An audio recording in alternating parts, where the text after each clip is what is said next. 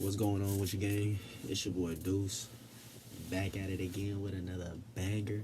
Today we got the story of Lil Bucks. I ain't even listened to his music yet, but I wanna know at least a little bit about him. So if we end up watching the whole thing, we end up watching the whole thing. If we don't end up watching the whole thing, we don't end up watching the whole thing.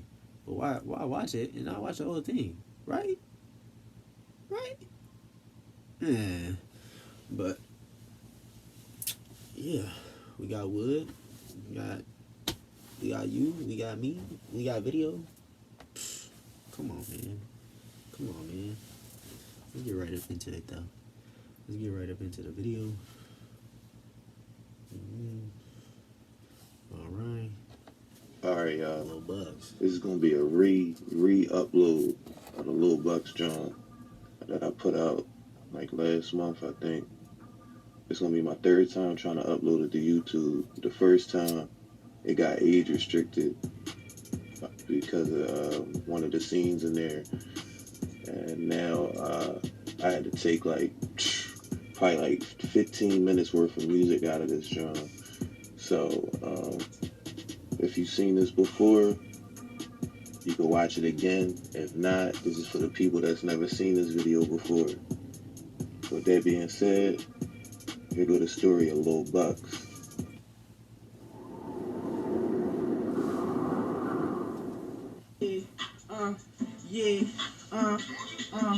I feel bad, Lil got scorcher. Duke got through in the water.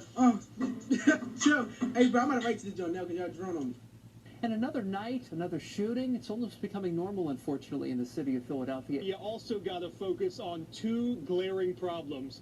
First, why young people are beefing often on social media, and the easy, seemingly unending pipeline. Wait, he got... Run that back. He said, bro. He said, somebody got through in the water. Water. I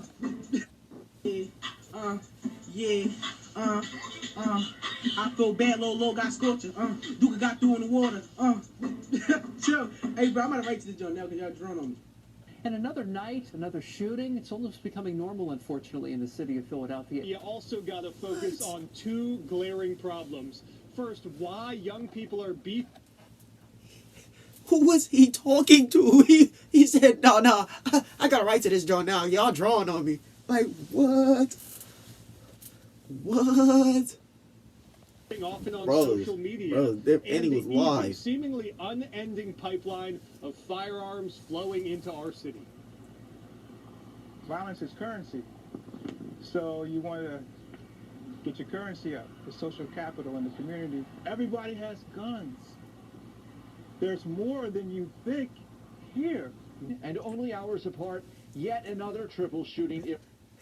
These niggas know there is way more than you just think here, okay? Look.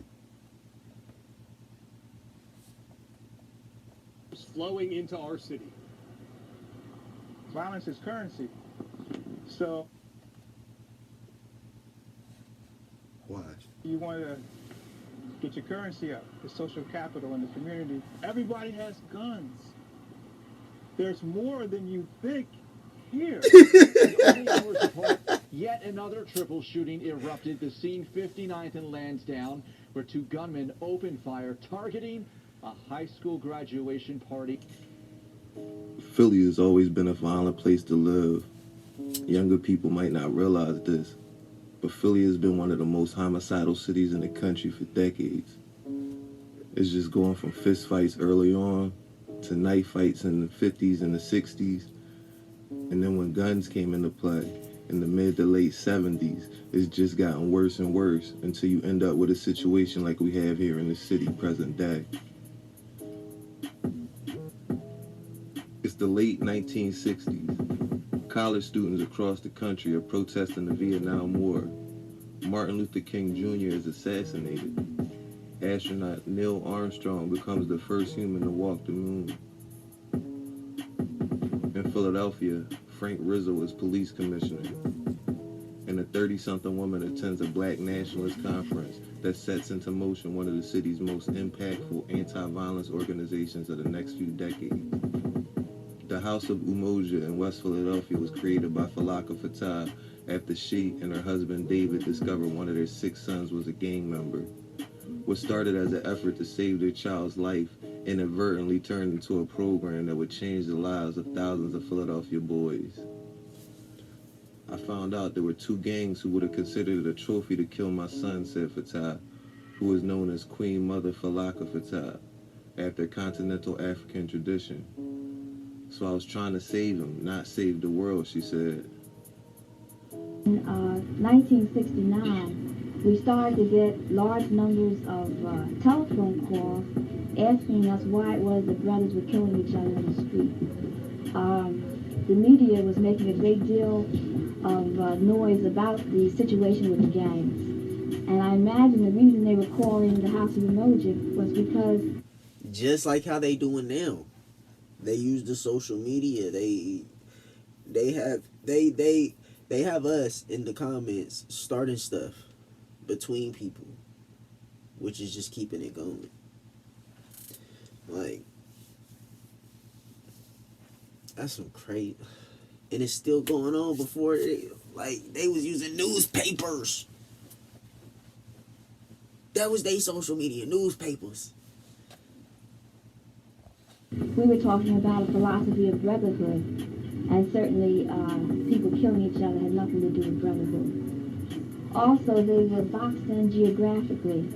By boxed in, I mean that where they were situated, they could live their whole teenage life inside of a box, which was Broad Street. They could not go below Broad Street because of 13th Street gang. They could not go above 20th Street because of 20th Street gang. They could not go across from Washington Avenue because of the situation with the Italians. And if they ventured into the Rittenhouse area, which is a very exclusive section of the city, they would be harassed by the police. And so they were actually in a geographical box. So around 1970, court started sentencing boys to spend time at the West Philly Sanctum, Fatah said. What? Oh my God, 100. 2 years later, the group began to receive government funding. Over 4 decades as a residential treatment home with an anti-violence program, Umoja worked with 3,000 boys. It garnered the praise of 2 sitting presidents and constructed a boys' town of more than 20 properties. One of his most significant feats was the Imani Peace Pact, a ceasefire agreement signed by scores of gang members who pledged no gang war in '74. Homicide dropped from a decade high of nearly 450 that year to a decade low of 320 just 3 years later. 4.5 decades after the truce, Philadelphia is staring down the barrel of close to 500 annual homicides. A 1972 New York Times report highlighted the city as one of 4 major metros where gang activity was on the ups. Since then, the House of Umoja's influence has decreased significantly to the point where government funding is non-existent today. The House of Umoja, left to their own devices and operating on a shoestring budget, didn't stand a chance to the rampant poverty, rage, and despair that creates and fuels the gang environment. Throughout the late 70s, 80s, and 90s, guns came into play and made these gang wars much deadlier. Fast forward to today, and social media and drill music's influence has been almost impenetrable. You got 9mm, I got big choppers. We them young, that's cranked. I'm so high, my favorite hop inside the grave. Bucks is probably the youngest rapper. You got 9mm, I got big choppers. We them young, that's cranked. I'm so high, my favorite hop inside the grave. Bucks is probably the youngest rapper I've covered on this channel, so I can't be too hard or critical of him. But his story is one of devastation and trauma, and in some of the most important years of a young man's life. Introduce yourself to the people. Bucks, man. 16 later, though, 16 collar, man. Who my link in my bio and shit. We just dropped the Santana and shit. 20K. Think he wait to hit his crown, throw a flame at his scalp. Was it work up in the crib while you stayed in the house? Was it work up in the crib while you stayed in the house? Just take him back a little bit. Talk to him about how was it for like you, like your real youth in Philly, because you still young. But talk about like when you was really coming up. How was it for you? Man, when I was coming up, man, it was hard, man. It wasn't easy, man. A lot of shit, man. Lost a couple women to this shit. A lot of shit, man. Really much grinding, man. Trying to get to it.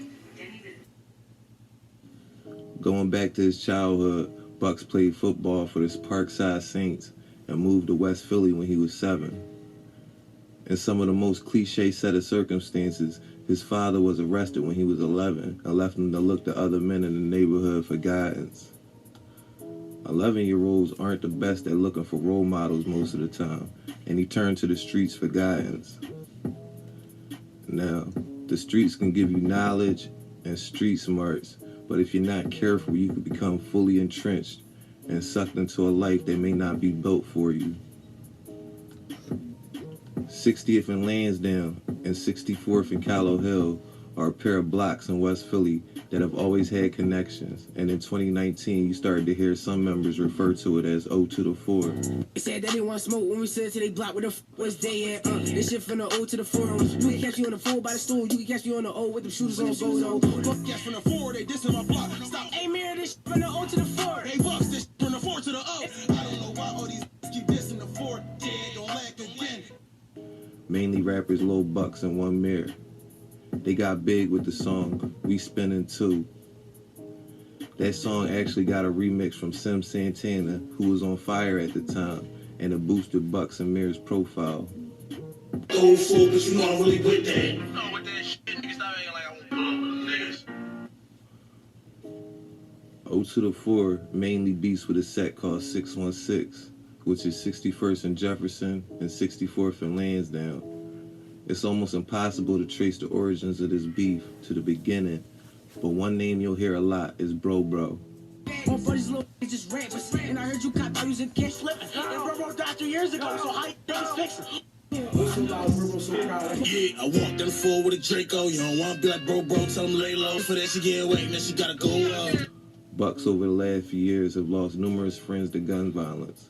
On one hand, losing friends at a young age and not having your father around has all the makings for a young man heading towards a lifestyle of anger and destruction, and one he might regret.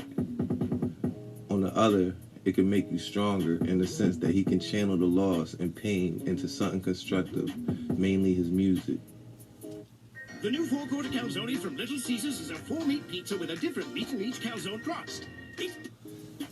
Sondrea Williams was one of the 3 teens hit in the hail of at least 22 bullets that came from 2 guns. A 17-year-old male friend and a 15-year-old boy were both shot in the leg and were in stable condition.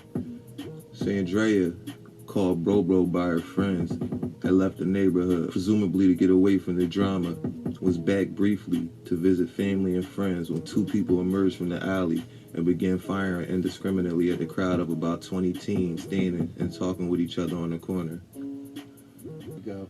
Chopper 6 over the scene. Someone opened fire, missed their intended target, and hit 2 teenagers. A 17-year-old girl has been killed. A 16-year-old boy is now in the hospital at Penn Presbyterian. We do not know that individual's condition. This happened 25 minutes ago, perhaps even a little less, and we don't know if the shooter is in custody. But a tragic situation tonight in West Philadelphia. Sure we found the guy, right? Okay. Well, I just started work, and I got to stand in the rain. Have a good day, sir. Have a good day.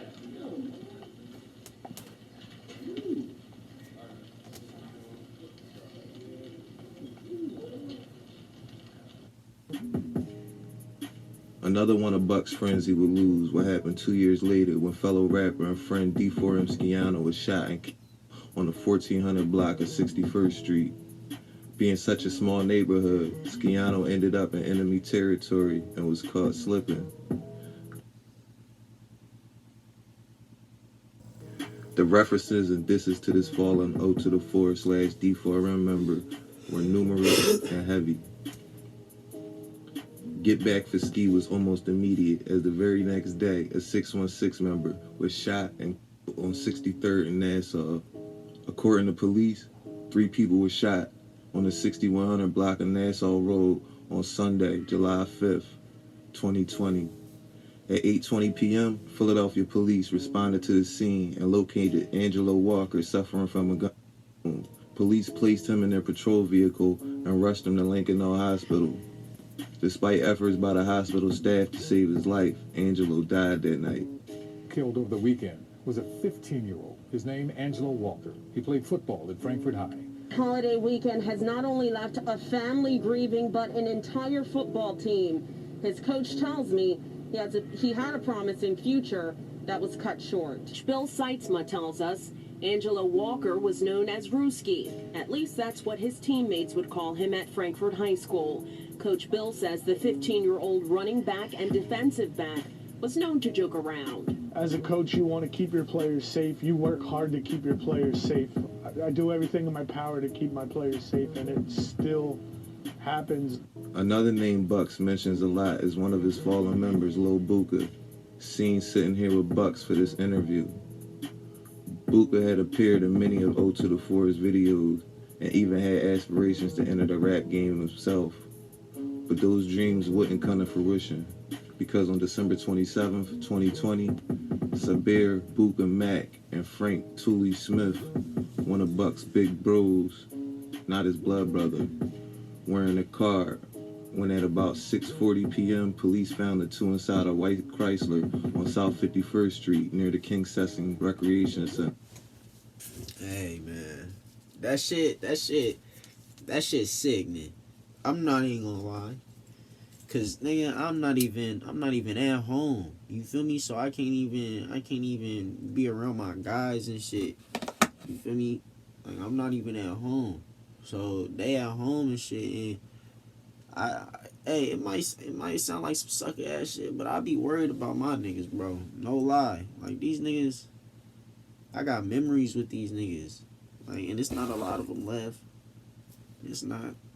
So yeah, I'm tripping over the ones that I still got. You feel me? So yeah, I be hitting them up, telling them, nigga, yeah, stay safe, go back to the crib to get on the game type shit, do something, nigga. But in reality, I know niggas got their own lives. Niggas gotta make their bread somehow in some way. You feel me? But man, life just so fucked up right now. It is. Man, that's just sickening. 21-year-old Tooley and 15-year-old Buka were transported by the responding officers to Penn Presbyterian Medical Center. Lil Mir, since a very young age, decided rap was going to be his way out. That shit been bad, you heard me? That shit been bad. If you know, that shit been bad, though. Where the hell my, yo? That shit been bad. That's all I can say. I'm from. So you say you from, 64th Street, y'all call that O to the 4. I mean, explain that for the people when you... It's 60th and Lansdowne, 64th and Alright, okay. You know it's a war zone in the whole west side. That's all I'm gonna say, it's a war zone. Every block in West Philadelphia. So your dad wasn't around or nothing like that? Like, yeah, he was working all the time. It's like I got closer to him, like, when I got older. We'll track the price of your flight, so you can decide when to book. Welcome to Bigo, where connections come alive. Anytime, anywhere. Growing up, he resided on North 76th Street in Overbrook Park. Without his father's presence in his life, Mir too turned to the streets for guidance and had dropped out before he could finish high school. Mir, like every other fallen member I've talked about, can be seen in music videos with Bucks, suggesting they were close. On Thursday, March 11th, 2021, at around 3 p.m., 4 people were shot on the 1400 block of North 76th Street. Tamir Brown had been shot multiple times. Unfortunately, Tamir died from his wounds that evening.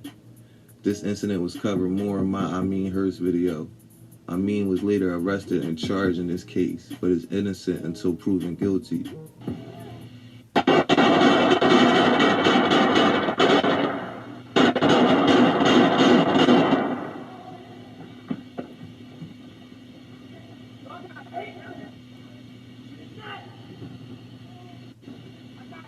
Person is dead, 3 others fighting for their lives after a shooting in Overbrook Park. It happened in the 1400 block of North 76th Street. Police say a 24-year-old was killed, a 30-year-old, 19-year-old, and 16-year-old critically injured. Police Commissioner Daniel Outlaw says the victims had already been driven to the hospital before officers arrived on scene. One person is Lil 60 was another of Buck's friends and collaborators. It's Lil 60. It's Lil 60. It's Lil 60. 60. You know I get busy. On my black boots and my black dick. Black boots on and my black dick. A lot of people were starting to connect with Lil 60's music, and fans across the city were devastated at the news of his passing.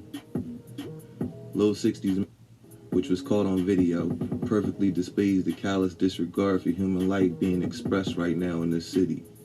The video shared by police shows a 23-year-old victim and his 3-year-old son getting into a black Nissan on the 1600 block of North 55th Street just after 2 p.m.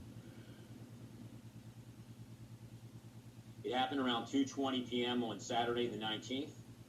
Adult male walking up with his young son approached a dark-colored Nissan vehicle up the street. You'll see it zoom in a little bit.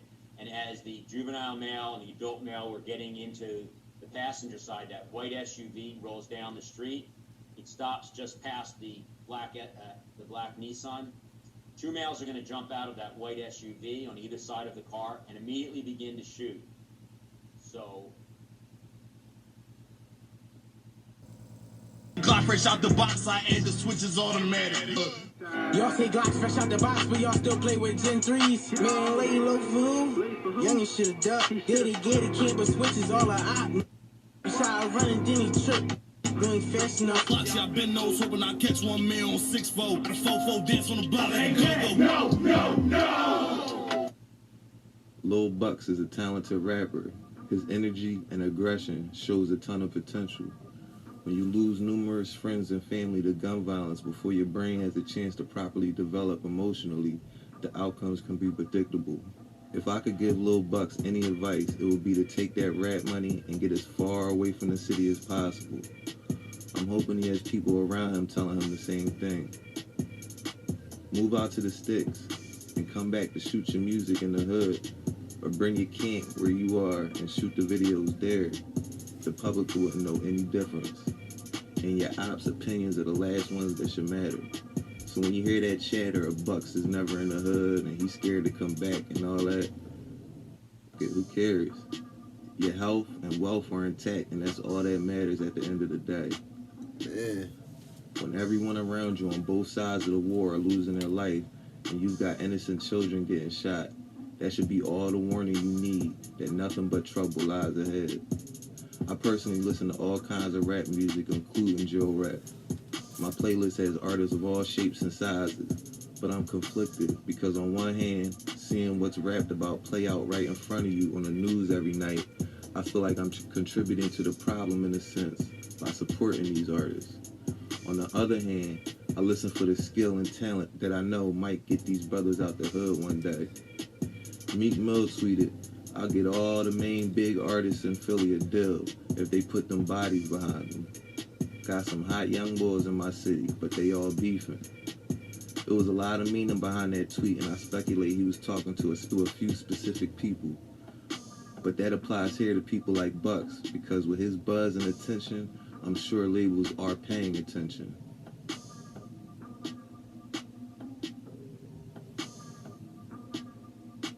RP all the ones, man, that lost their lives. That's crazy. How deep this shit really can really get.